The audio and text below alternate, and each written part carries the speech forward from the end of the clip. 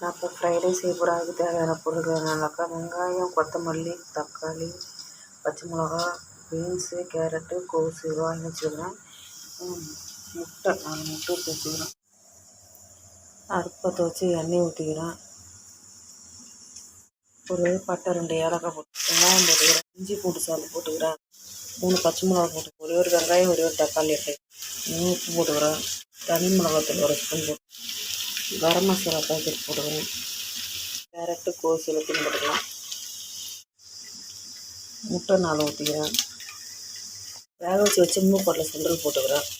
மேலே கொத்தமல்லி சாப்பாடை கொட்டி கிளறிக்கலாம். இப்போ எல்லாத்தையும் கொட்டி கிளறிட்டு காமிக்கிறேன் உங்களுக்கு. ஃப்ரைட் ரைஸ் பவுடர் போட்டுக்கிறோம்.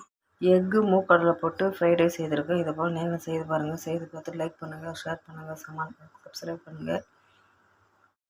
எக்கு மூக்கடலை போட்டு ஃப்ரைட் ரைஸ் செய்திருக்கேன். இதை போல் நீங்கள் செய்து பாருங்கள். செய்து பார்த்துட்டு லைக் பண்ணுங்கள், ஷேர் பண்ணுங்கள், கமெண்ட் பண்ணுங்கள், சப்ஸ்கிரைப் பண்ணுங்கள்.